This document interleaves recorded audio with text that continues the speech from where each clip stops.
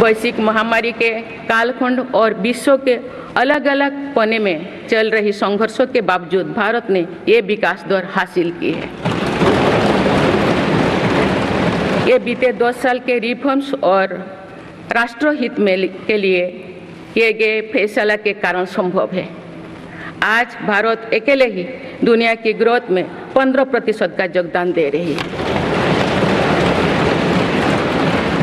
अब मेरी सरकार भारत को विश्व की 3रे नंबर की इकोनॉमी बनाने में जुटी हुई है। इस लक्ष्य की प्राप्ति विकसित भारत की नींव को भी मजबूत करने में काम करेगी।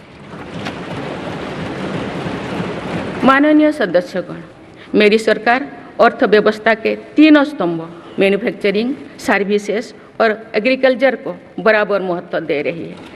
PLI स्कीम्स और ईज ऑफ डूइंग बिजनेस से बड़े पैमाने पर निवेश और रोजगार के अवसर बढ़ रही है। पारंपरिक सेक्टर्स के साथ साथ सनराइज सेक्टर्स को भी मिशन मोड पर बढ़ावा दिया जा रहा है। चाहे सेमीकंडक्टर हो या सोलर हो, चाहे इलेक्ट्रिक व्हीकल हो या इलेक्ट्रॉनिक्स गुड्स हो, चाहे ग्रीन हाइड्रोजन हो या बैटरीज हो, चाहे एयरक्राफ्ट कैरियर्स हो या फाइटर जेट्स हो, भारत इन सब सेक्टर्स में अपना विस्तार कर रहा है। लॉजिस्टिक्स कॉस्ट को कम करने के लिए भी मेरी सरकार लगातार प्रयास कर रही है। सरकार सर्विस सेक्टर को भी मजबूत करने में जुटे हैं। आज IT से लेकर टूरिज्म तक, हेल्थ से लेकर वेलनेस तक हर सेक्टर में भारत लीडर बन रहा है और इससे बड़ी संख्या में रोजगार और स्वरोजगार के नए मौके बन रहे हैं। माननीय सदस्यगण, पिछले 10 वर्षों में मेरी सरकार द्वारा ग्रामीण अर्थव्यवस्था के हर पहलू पर बहुत जोर दिया गया है। गांव में कृषि आधारित उद्योगों, डेयरी और फिशरीज आधारित उद्योगों का विस्तार किया जा रहा है। इसमें भी सहकारिता को प्राथमिकता दी गई है। सरकार किसानों उत्पाद संघ, FPO और FACTS जैसे सरकारी संगठनों का एक बड़ा नेटवर्क बना रही है। छोटे किसानों की बड़ी समस्या भंडारण से जुड़े होती है, इसलिए मेरी सरकार ने सहकारिता क्षेत्र में दुनिया की सबसे बड़ी भंडारण योजना पर काम शुरू कर चुकी है।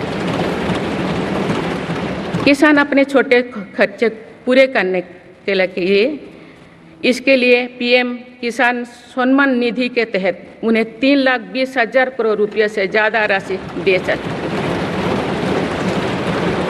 मेरी सरकार के नए कार्यकाल के शुरुआत दिनों से ही किसानों को 20,000 करोड़ रुपया से अधिक की राशि ट्रांसफर की जा चुकी है।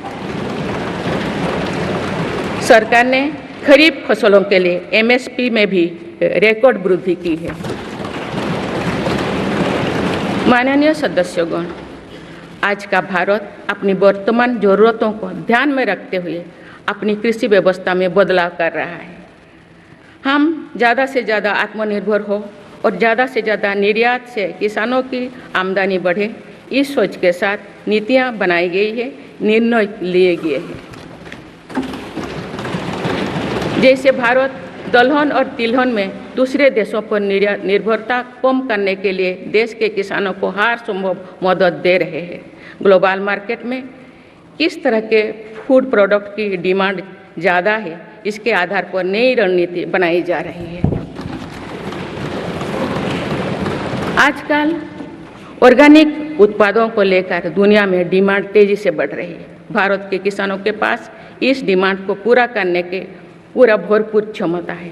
इसलिए सरकार प्राकृतिक खेती और इससे जुड़ी उत्पादों की सप्लाई चेन को सशक्त कर रही है। ऐसे प्रयासों से किसानों का खेती पर होने वाला खर्च भी कम होगा और उनकी आय भी और बढ़ेगी।